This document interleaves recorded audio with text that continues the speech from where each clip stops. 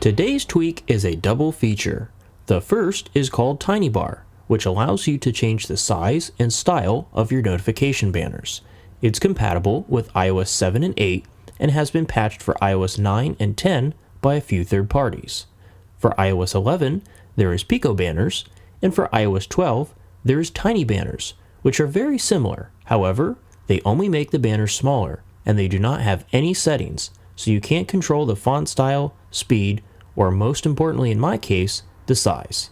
This is actually one reason why I've held off from upgrading my iOS. So let's take a look at what makes this tweak so great.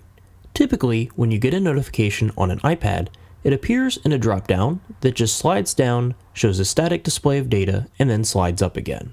With TinyBar, it allows you to expand the banner to the full width of the screen, but also shrink the height to one line and have the text scroll across the screen. This can be a lot less distracting, since you can make it fill up the status bar and not cover a large portion of the screen. As you can see here, you are able to change the font for the title, and even a different one for the message. And there are tons to choose from. It also gives you plenty of options to control the speed of the scrolling and how long the message stays on the screen. For me, this tweak is invaluable because it allows me to make the font huge so that when I'm driving and I get a notification, I can take a quick glance and see if it's something important or not. A good example of this is if I have the music player open, but I'm using Google Maps or another navigation app in the background, and it's almost time to take an exit or make a turn. Of course, you can tap the notification and then it will switch you to the app as well.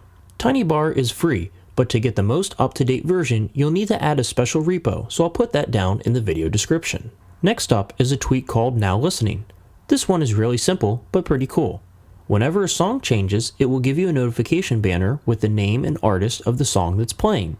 This works with any music app, even podcast apps. A great example is if I'm navigating with Google Maps and a new song comes on and I want to know what it is. I can just glance over and see what it is versus having to switch apps. Now Listening is free, compatible with iOS 5 and up, and is available on the Big Boss repo. I hope you found these two useful, and don't forget to like, comment, and subscribe. And I'll see you all next week for another weekly tip. Take care.